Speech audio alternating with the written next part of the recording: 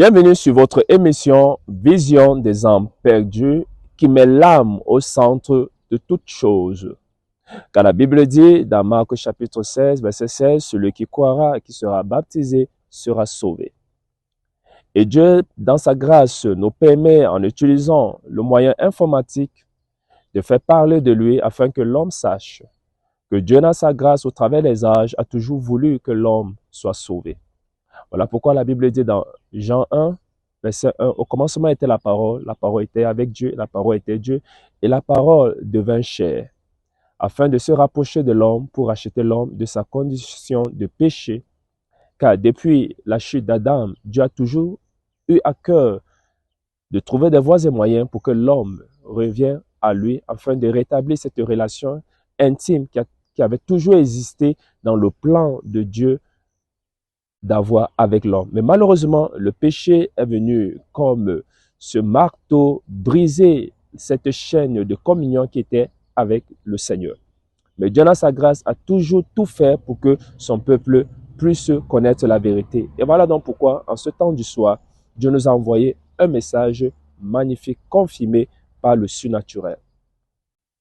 Et cet homme donc, qu'il a envoyé selon Malachie chapitre 4, verset 5, 6, s'appelle William Marion Branham. Il est vrai, beaucoup pensent que nous adorons Branham. Non, nous n'adorons pas Branham. Branham est le serviteur du Seigneur. Donc, lorsque nous avons constaté, nous avons vu que véritablement, cet homme était un envoyé du Seigneur. Et dans son récit dont nous allons écouter en quelques minutes, comment le Seigneur l'est apparu et tout ce qu'il a pu faire dans son ministère ne relevait pas de ses compétences humaines. Il y avait un surnaturel qui l'accompagnait.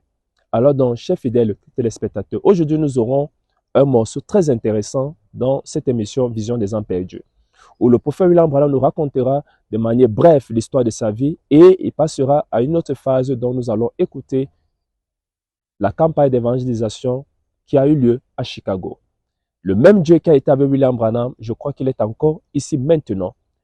Vous ne projetez pas cette chose en arrière, mais croyez que le même Dieu est encore ici maintenant, prêt à vous exaucer. Quelle que soit la situation que vous traversez, le même Dieu qui est avec William Branham, si vous pouvez mettre Dieu à l'épreuve, alors il confirmera encore sa présence pendant que vous écouterez ce sermon. Que Dieu vous bénisse. Nous nous reverrons dans quelques minutes. Voici mon épouse. Chérie, voici les frères Leroy et Paul Kopp de Los Angeles en Californie. Bienvenue chez nous, frère Kopp. Frère Branham, le Seigneur a utilisé votre don dans les réunions au Calvary Temple à Los Angeles, discernant le cœur des hommes et leurs maladies. C'était merveilleux.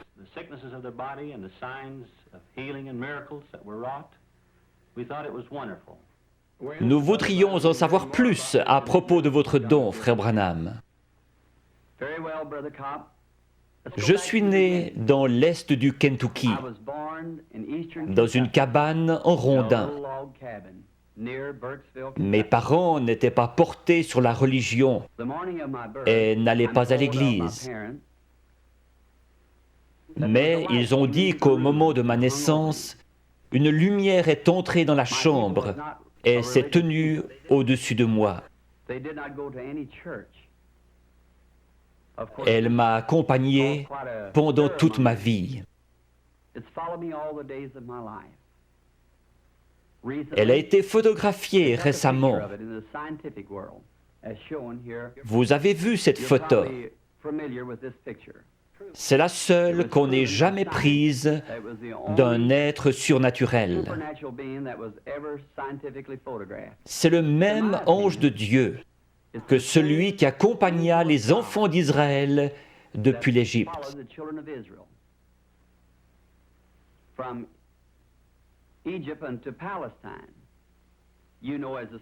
C'était l'ange de l'Alliance, notre Seigneur Jésus-Christ. Il n'a pas prétendu être une personne importante lorsqu'il était ici sur terre.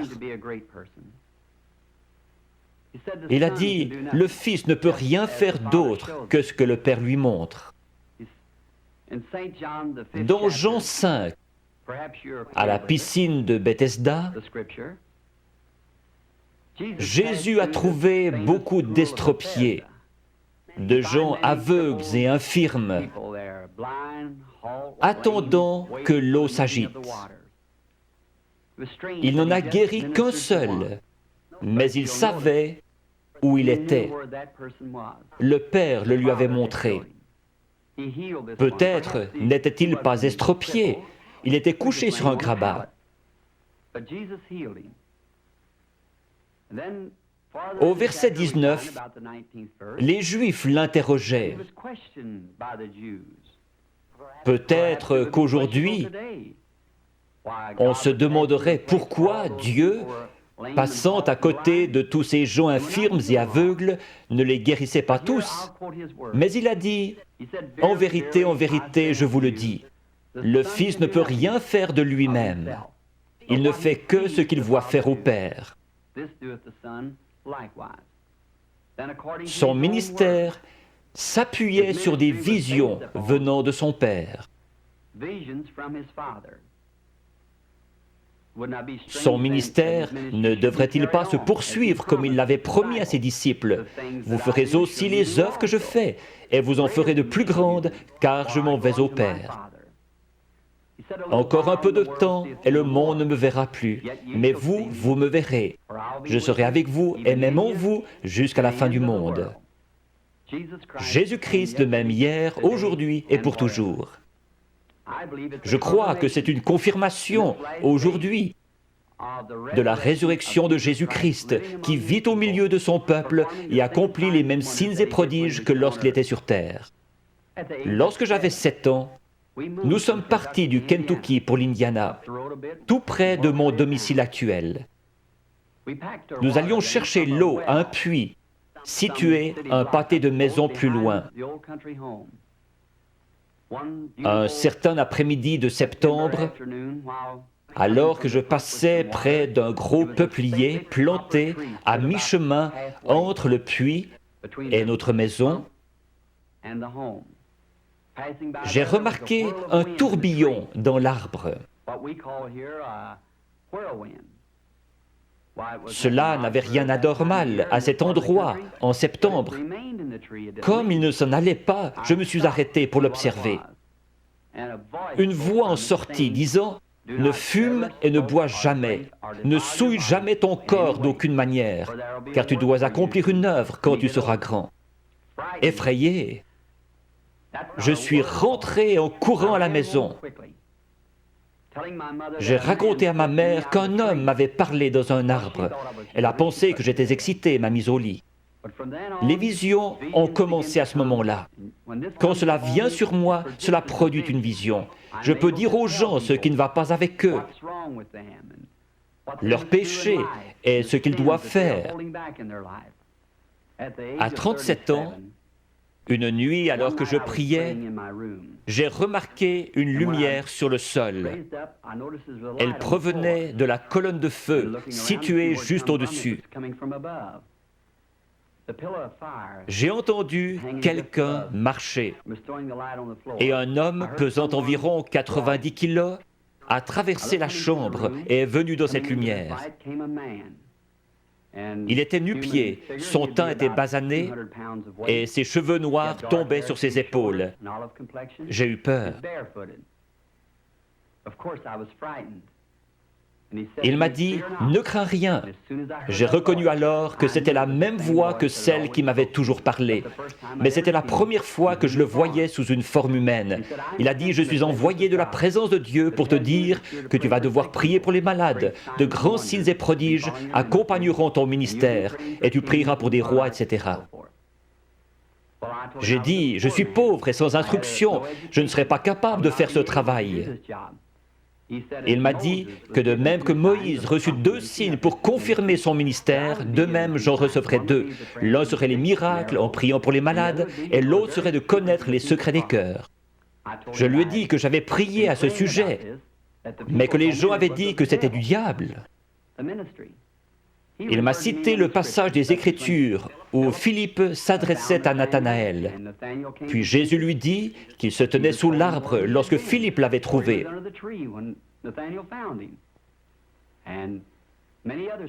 Il y avait la femme au puits, à qui Jésus avait dit qu'elle avait eu 5 maris. Elle courut à la ville, déclarant « Celui-ci est le Christ ». Et beaucoup d'autres passages encore. Je lui ai dit alors que j'irais. Il m'a assuré qu'il serait toujours avec moi. Vous, frère Cobb, et le monde aussi connaissez les grandes choses qui se produisent dans le ministère. Nous nous demandions si je me souviendrais longtemps de ces visions. Il y a 4 ans, j'en ai eu une d'un petit garçon, gisant mort au bord de la route, qui avait été frappé par une voiture et qui devait ressusciter. Je l'ai raconté à tout le monde, aux États-Unis et au Canada, et l'ont écrite dans leur Bible. Un jour, alors que nous traversions la Finlande, nous avons vu un attroupement au bord de la route. Le petit garçon était là, exactement comme cela m'avait été montré. Je dis à frère Moore, regarde dans ta Bible si ce n'est pas la scène en question. Il a dit oui. Je me suis agenouillé et demandé au Seigneur Jésus de confirmer sa parole et ce qu'il m'avait montré. Le garçon était ramené à la vie par notre Seigneur Jésus. Il est vivant aujourd'hui. Frère Cobb, ce ne sont là que quelques-unes des choses que notre Seigneur Jésus est en train d'accomplir aujourd'hui dans le ministère qu'il m'a donné. À mon avis, c'est pour confirmer sa parole. Je serais heureux de servir notre Seigneur en Israël, frère Cobb. Je crois que mon ministère auprès des Juifs serait très efficace. L'Écriture dit, les Juifs demandent des miracles, les Grecs la sagesse. Nous croyons que beaucoup de Juifs et d'autres là-bas en Terre Sainte croiront que le Seigneur Jésus-Christ est le Messie quand ils verront un chrétien accomplir la prophétie de Joël. Je suis sûr que vous vous référez à Joël 2, 28,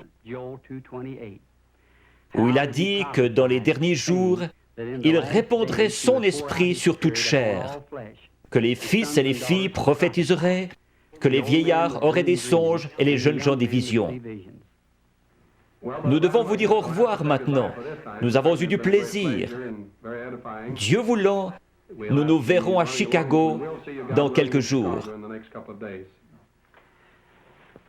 Chers amis, j'ai aussi eu du plaisir à vous avoir chez nous ce soir. Nous prierons ensemble pour les réunions de Chicago et par la grâce de Dieu, j'espère vous y rencontrer. Accepteriez-vous une tasse de thé? Merci beaucoup, Sir Branham. Merci. Merci, chérie.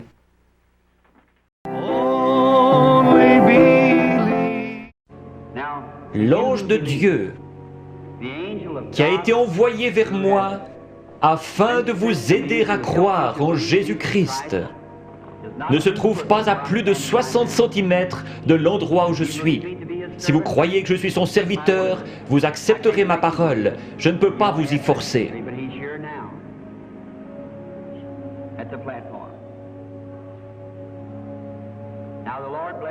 Soyez tous en prière.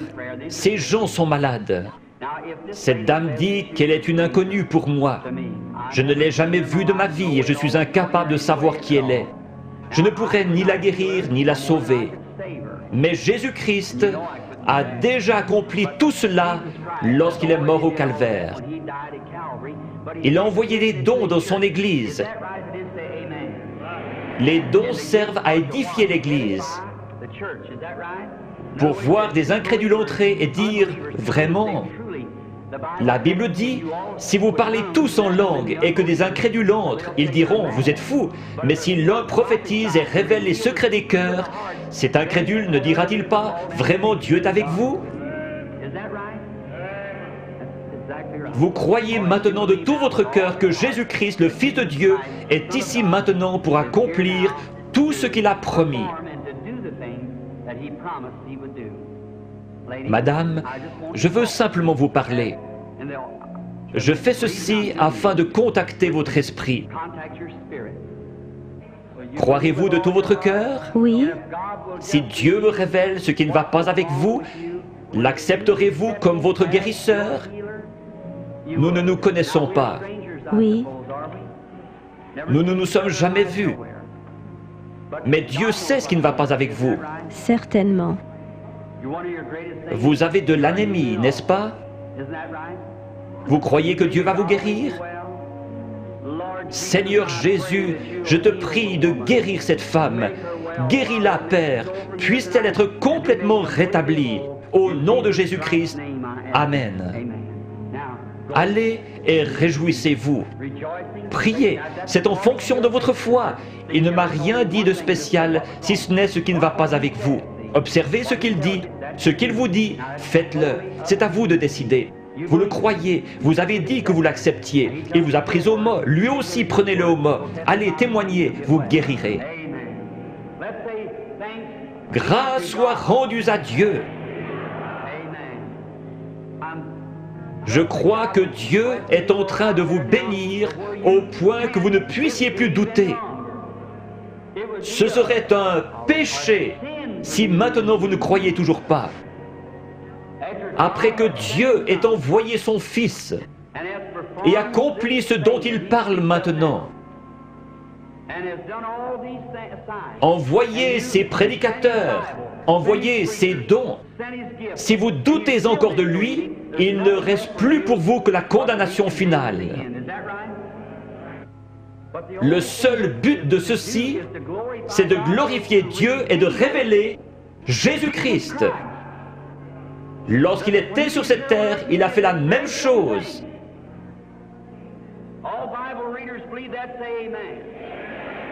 Il a dit, je m'en vais et je reviendrai. Encore un peu de temps et le monde, c'est-à-dire les incrédules, ne me verra plus, mais vous les croyants, vous me verrez, car je serai avec vous et même en vous jusqu'à la fin du monde. C'est un péché d'être incrédule. Va et ne pêche plus ou ne sois plus incrédule, de peur qu'il ne t'arrive quelque chose de pire, a dit Jésus. Alors nous devons croire ou périr.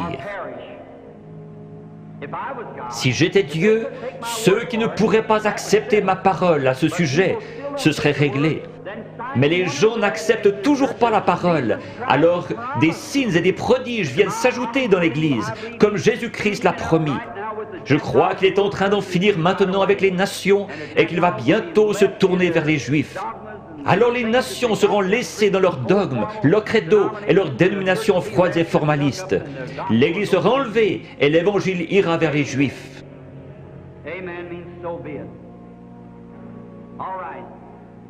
Excusez-moi, sœur, je dois reposer mon esprit de temps en temps. Je vois que vous m'êtes tout à fait inconnu. Oui. Vous êtes venu d'une autre ville. Oui. Vous souffrez du cœur, n'est-ce pas? Oui. Il y a beaucoup de ténèbres. Je vois un voile noir qui vous suit.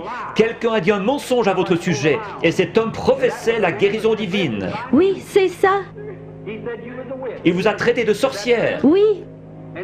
Il y a tout un remue-ménage dans votre église à cause de cela. Votre pasteur est malade, il a la polio. Oui. Sœur, ne vous occupez pas de ce que ces gens vous disent, ce sont des mensonges. La seule chose qui ne va pas avec votre cœur, c'est cet état de nervosité. Rentrez chez vous en paix, vous n'êtes pas une sorcière. Croyez-vous de tout votre cœur? Oui. Croyez-vous qu'il vous guérira si je lui demande? Merci Jésus. Seigneur Jésus, je te prie de guérir cette femme et puisse-elle être complètement rétablie. Au nom de Jésus, Amen. Allez votre chemin dans la joie en disant « Merci Seigneur » et vous irez bien. Venez madame. Dieu Tout-Puissant, auteur de la vie, redonne à cette femme une parfaite santé au nom de Jésus-Christ. Amen. Dieu vous bénisse. Un instant. Quelque chose vient de vous arriver, vous le savez, n'est-ce pas? Cela se répand dans tout le bâtiment. Chaque personne pourrait être guérie à cet instant s'il croyait. Ayez foi en Dieu.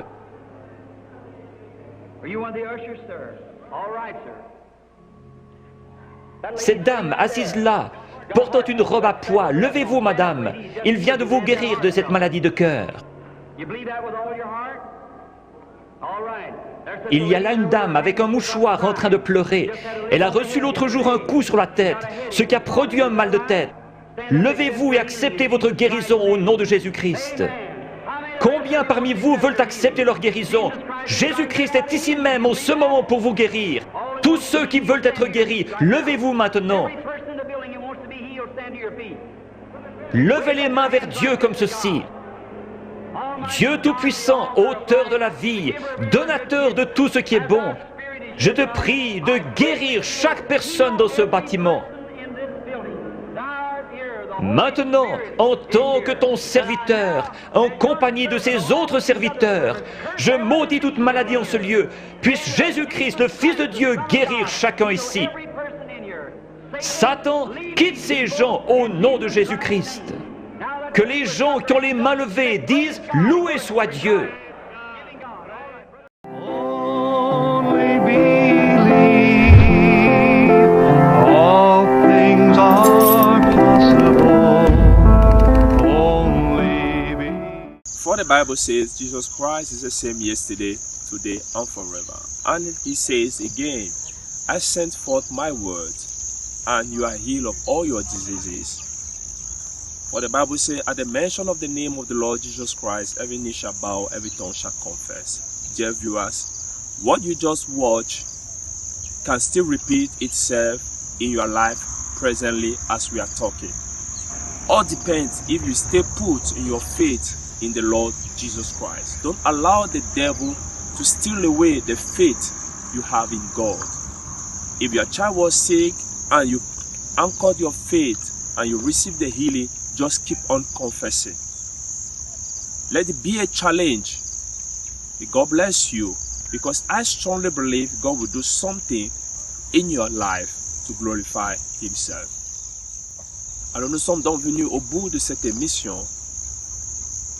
Nous vous prions tous de ne pas douter.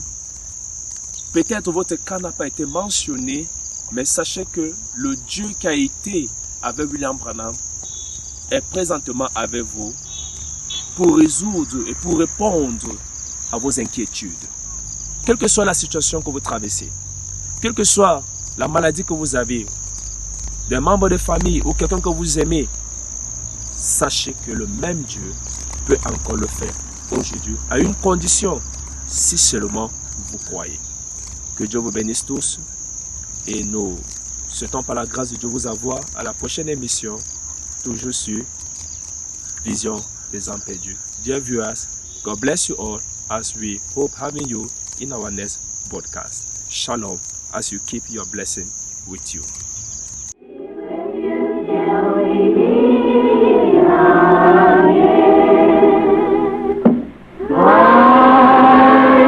Que par son conseil, il vous guide, vous soutienne.